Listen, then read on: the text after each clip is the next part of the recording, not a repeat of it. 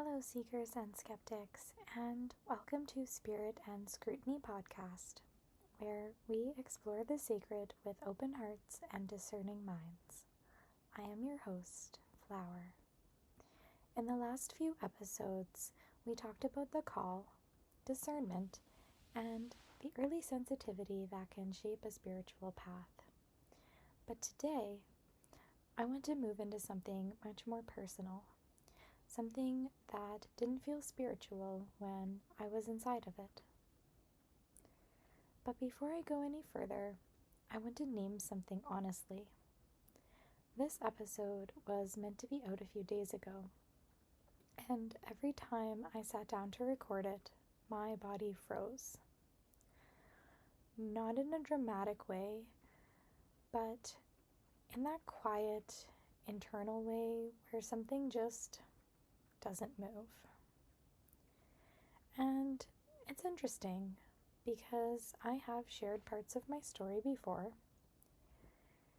in other spaces in ways that it felt more contained.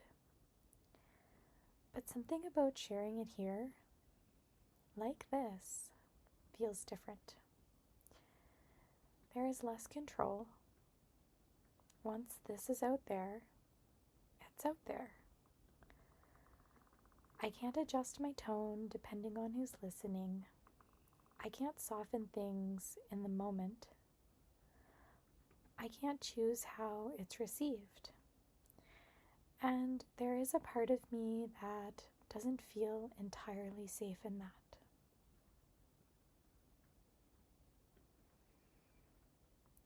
Not because something bad is going to happen, but because I'm not there to hold it once it leaves me.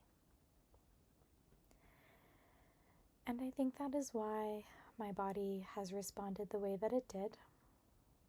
Because even when the mind is ready, the body sometimes takes longer to feel safe. So if you are listening to this now, this episode is here a few days later than I planned. Not because I don't care. Not because I didn't care. I care so much. But because I was listening. And what I want to talk about today is the body. Because for me, this path didn't just return through intuition. It returned through physical pain. There was a time in my life where things began to shift physically. I was working in a residential home supporting children with autism spectrum disorder. And during an incident, I was kicked in the head. That moment impacted me. But it was not the whole story. It was really just the beginning. Because around that time, and the years that followed, I was also dealing with ongoing spinal issues. Deterioration. Pain that had its own rhythm, its own timeline. And eventually, my body began to limit me in ways that I could no longer ignore. There were periods where walking, standing became incredibly difficult. About 2 years ago, I spent approximately 10 weeks bedridden. There were times because of this where my world got smaller. And what made it harder was that it wasn't simple. It was not just one injury. It was not just one explanation. It was layers. Physical, nervous system, emotional. all interacting in ways I did not fully understand at the time. And slowly, something deeper started to happen. I stopped trusting my body. I didn't know when it would hurt. I didn't know what would trigger it. And most of the time, I didn't feel safe inside of it. And when you do not feel safe inside of your own body, everything changes. How you move, how you think, how you exist.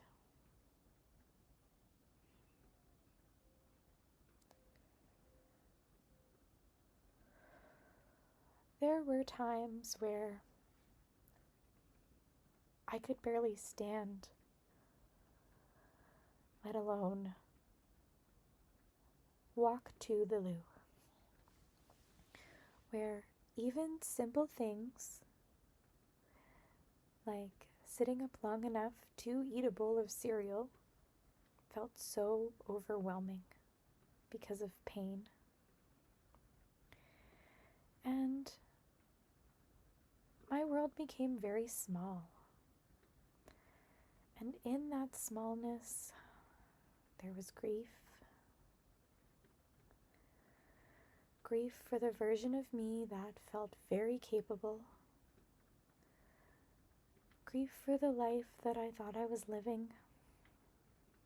And underneath of that, there was fear. Because when your body becomes unpredictable, you lose a sense of certainty.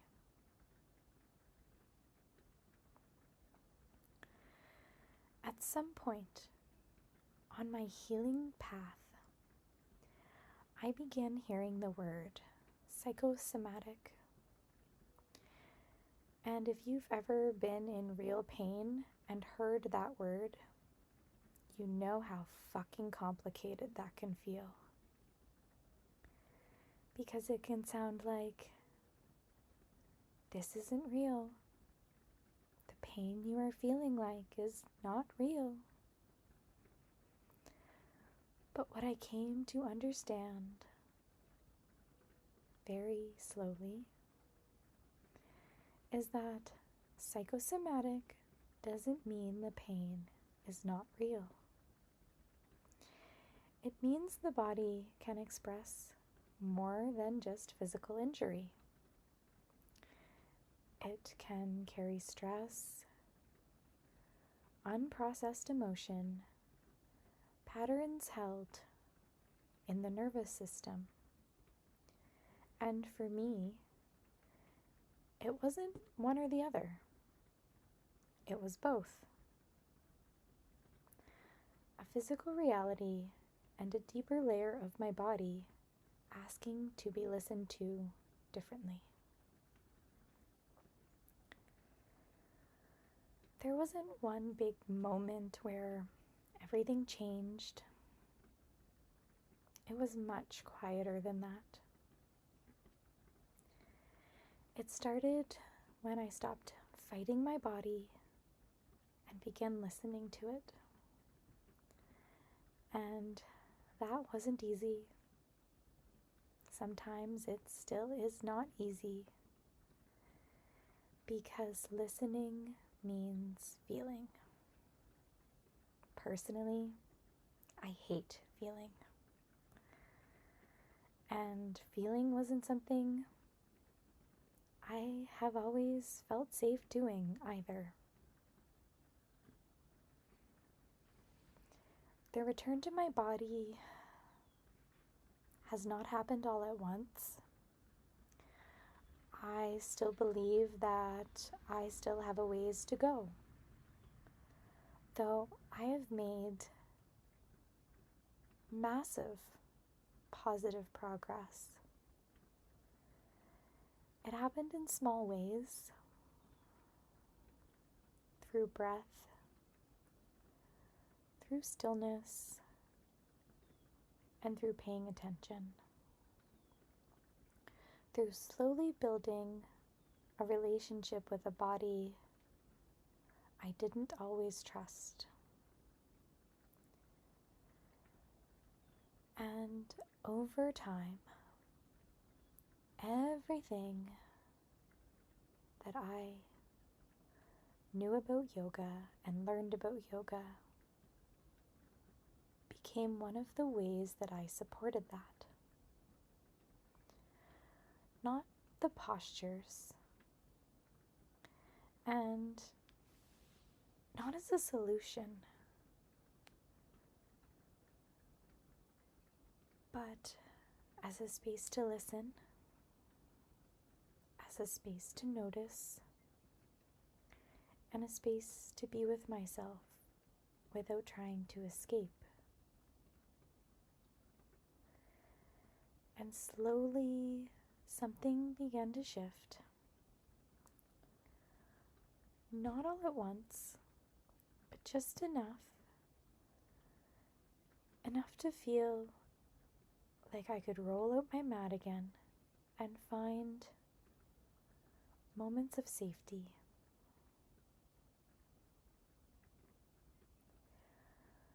But what I am beginning to understand is this.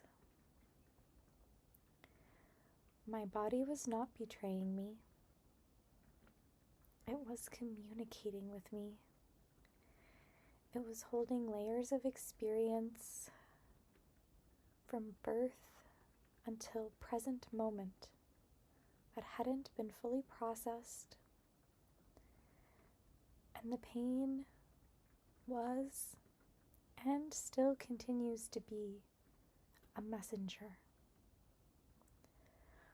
Not one that I wanted, not one that I want, not one that I asked for, certainly. Nobody wants to be in pain most days, but it is one that has changed me. And this is where I think spirituality can either support us or disconnect us. Because it is very easy for me to say, everything happens for a reason, stay positive, rise above it.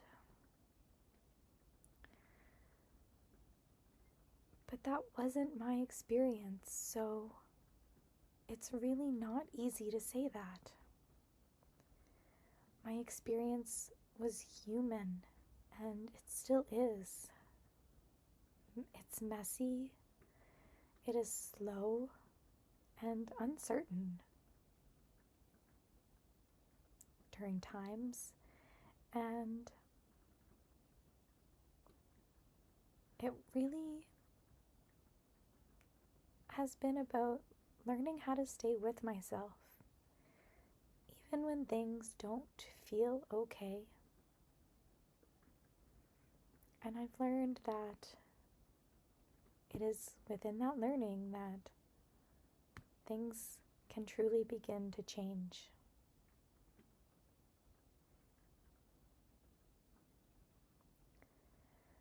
Before we close this episode, I invite you into a simple breath. Breathing in slowly through your nose. Allow for your ribs to expand, your belly to soften. Breathing all the way up to the top. Slowly exhaling gently. Allowing for everything to soften just for a second. Noticing your body without needing to change anything at all. I want to leave you with this. Has your body ever tried to get your attention in a way you didn't understand at the time? And what changed when you stopped fighting it and started listening instead? Thank you for being here. Thank you for listening to Spirit and Scrutiny podcast. Until next time, stay curious, stay grounded, and stay in relationship with the body that carries you.